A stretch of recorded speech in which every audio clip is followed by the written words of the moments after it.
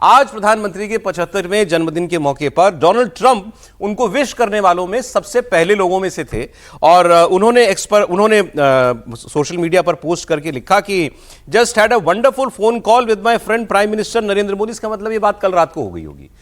तो उन्होंने कहा मेरे दोस्त नरेंद्र मोदी से मेरी फोन पर एक बहुत अच्छी बातचीत हुई और आगे देखिए आई wished him a very happy birthday. ठीक है, ये तो he is doing a tremendous job, आप बहुत अच्छा काम कर रहे हैं। फिर लिखते हैं नरेंद्र, अब वो आ गए नरेंद्र पर। जब प्रधानमंत्री ने कभी बराक ओबामा को बराक कह दिया था तो यहां बहुत लोगों को बड़ा अजीब लगा था। आज ट्रंप कह रहे हैं Narendra, my friend Narendra, first name पर आ गई है बात। तो अब ये तो दोस्ती में ही होता है, जहां बहुत औपचारिकता नहीं होती वहीं ऐसा होता है। फिर वो लिखते हैं Narendra thank you for your support on ending the war between Russia and Ukraine. हम पर लगा रहे हो टैक्स कि हम तो वॉर मशीन को फंड कर रहे हैं रूस की, हमारी वजह से वो युद्ध चल रहा है। Peace road to peace goes from New Delhi और राष्ट्रपति हम प्रधानमंत्री को धन्यवाद दे रहे हैं कि जंग रुकवाने में आपका बहुत महत्वपूर्ण योगदान है। और फिर सुनिए प्रधानमंत्री क्या कहते हैं, thank you my friend president Trump. कई महीनों के बाद यह फ्रेंड शब्द प्रधानमंत्री ने इस्तेमाल किया। पिछला 2 ट्वीट याद कीजिए, उसमें भी ट्रंप ने कहा था माय फ्रेंड नरेंद्र मोदी, नरेंद्र मोदी ने माय फ्रेंड ट्रंप नहीं कहा था। यहां वो कहते हैं thank you my friend president Trump, मतलब दोस्ती फिर से हो गई। फिर कहते हैं your phone call and warm greetings on my birthday, I am fully committed to taking the India US comprehensive and global partnership to new heights, we support your initiative towards a peaceful resolution of Ukraine conflict. हम उनको धन्यवाद दे रहे हैं, बधाई दे रहे हैं, आप जंग रुकवाने के लिए बहुत अच्छा काम कर रहे हैं। वो हमको जंग रुकवाने के लिए बधाई दे रहे हैं और वो प्रधानमंत्री उनको फ्रेंड कह रहे हैं और वो नरेंद्र कह रहे हैं। इसी में नोबेल का भी रिकमेंड कर देते एक लाइन। ये तो सर कैसे दिन बदलता है, वक्त बदलता है सर, नजारा ही बदल गया, नजारा बदल गया। और ठीक है, ये पॉजिटिव ही है। हम लोग तो वैसे इस पर बार बार जोर दे रहे थे कि ये होना ही चाहिए अमेरिका और भारत के रिश्तों के बीच में।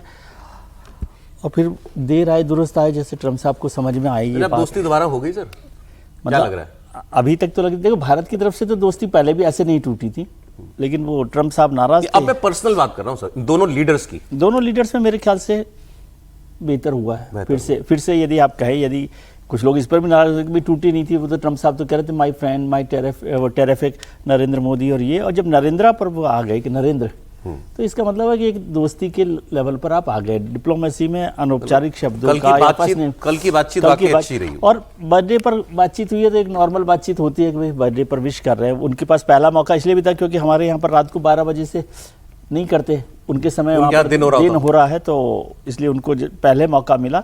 और बेहतर बात है, इसको मैं ना अच्छा ही समझता हूँ कि यदि दोनों के बीच में रिश्ते बेहतर होते हैं। नहीं, ये मोदी जी को जो धन्यवाद दे रहे हैं Narendra, thank you for your support on ending the war. अब ये तो बताइए कि ये तो इतना बड़ा, मतलब अभी तो इस पर कोई बहस हो सकती है कि कौन सी एंड हो गई है नहीं हो गई, लेकिन एक बेटर वो रेस्पॉन्स के तौर पर कह रहे हैं। अभी तक तो खुद हमारी वॉर को रुकवा कर रहे थे, 40 बार में सीज फायर को करवा रहे थे। अच्छा, ट्रंप जैसा आदमी क्रेडिट शेयर कर रहा है, हाँ, तो वो बड़ी बात है। मुझे लगता है कि वो इस रिलेशनशिप को रिवाइव करना चाहते हैं, यदि खत्म हुई है या थोड़ी सीज फायर हो गया था उसमें, तो उसको ठीक से कर रहे हैं, रीओपन कर रहे हैं। आखिरी बार बातचीत आप याद कीजिए जब मोदी जी G20 समिट से कनाडा से वापस लौट रहे थे, 17 जून। तो जून, जुलाई, अगस्त, अब 2.5 महीना हो गया। लेकिन वो बातचीत बंद करने जैसी बातचीत, हाँ, वो बातचीत एक नेगेटिव टोन वाली बातचीत थी। उसके बाद 2.5 महीने के बाद अब बात हो रही है, जिस बीच में यह भी हुआ कि मोदी जी ने ट्रंप के फोन नहीं उठाए। नहीं, प्रधानमंत्री मोदी कल भी फोन नहीं उठाते। व्हाइट हाउस से मैसेज आ गया होगा कि सिर्फ आज बर्थडे का विश करना है, नो ट्रेड टॉक।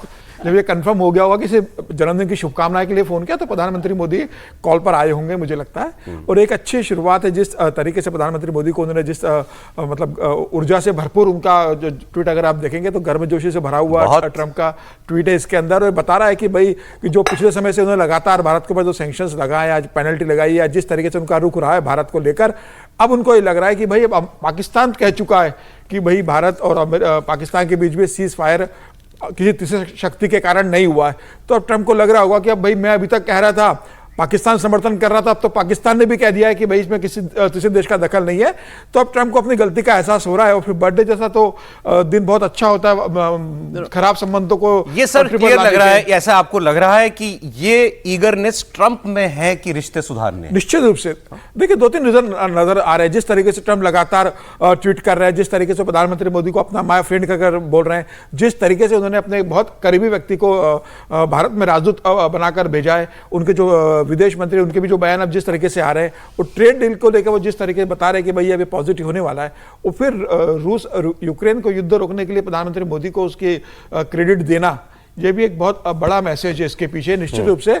और ये सीधा सीधा बता रहा है कि अब ट्रंप ने हथियार डाल दिए हैं, अब वो कहते हैं ना, वो ट्रंप का सरेंडर हो गया है। मोदी शरणम गच्छामि। अब आप ये कह दिए कि भाई अब ट्रंप साहब मोदी साहब के सामने शरणागत हो गए हैं कि अब ट्रेड डील आपके हिसाब से होगी और भविष्य भी कांग्रेस जो अमेरिका और भारत के देखिए, अभी इन्होंने पिछले ट्वीट में कहा था कि ट्रेड डील बढ़िया हो रही है, दोनों देशों के लोग बात कर रहे हैं वहां, तब भी माय फ्रेंड का, और अब वो टैरिफ की बात भी नहीं करते, नहीं सौरभ, मुझे लगता ना है तेल की बात करते हैं। टैरिफ के तो डेलीगेशन यहाँ पर इस समय भारत में आया हुआ है। एक सबसे मतलब इसको कहें कि आसानी से आपको समझ में आए, कल तक जो कह रहे थे कि भारत और पाकिस्तान के बीच हमने मध्यस्थता कराई और भारत क्रेडिट नहीं दे रहा है, आज वो कह रहे हैं कि यूक्रेन में जो रशिया यूक्रेन में शांति हो रही है उसके लिए नरेंद्र मोदी प्रयास कर रहे हैं।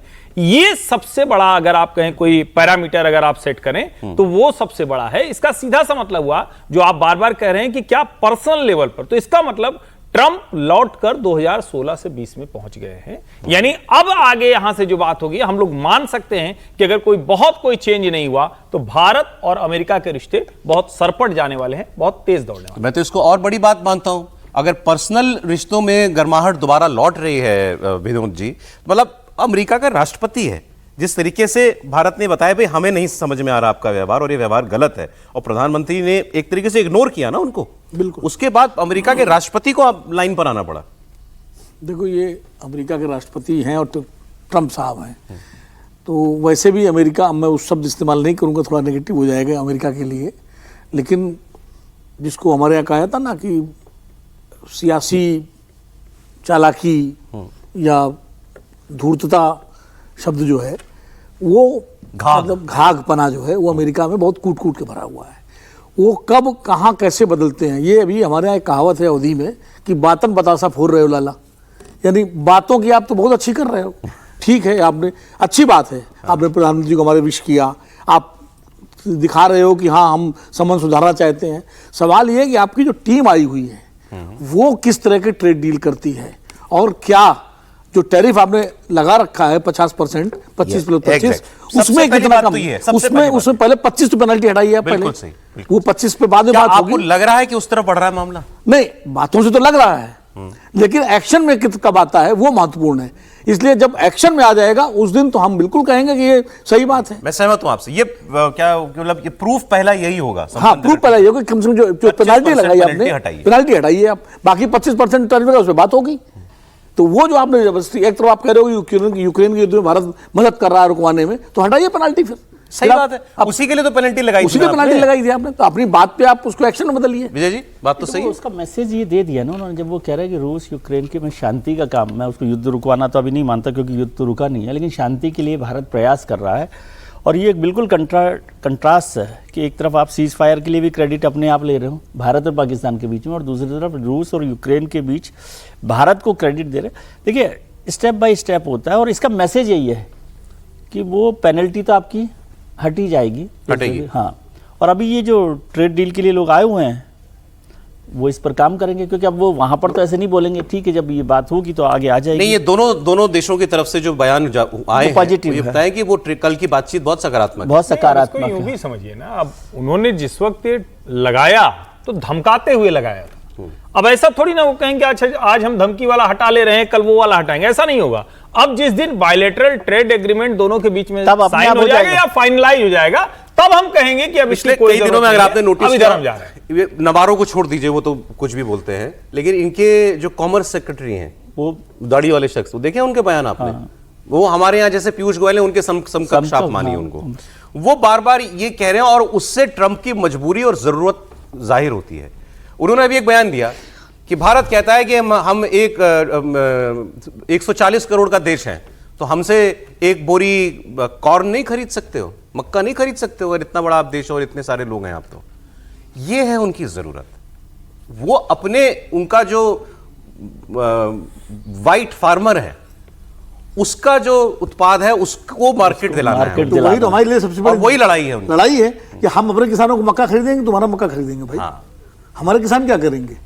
हम समस्या तो वही एग्रीकल्चर सेक्टर जो खुलवाना चाहते हैं, हम नहीं खोल रहे हैं। लेकिन वो रेड लाइन भारत ने बना रखी है अभी। वो तो बना रखी है, प्रधानमंत्री जी ने खुल के कहा है कि इसके लिए चाहे मुझे व्यक्तिगत कीमत चुकानी पड़े, लेकिन मैं अपने किसानों के हितों में कोई समझौता नहीं करूंगा।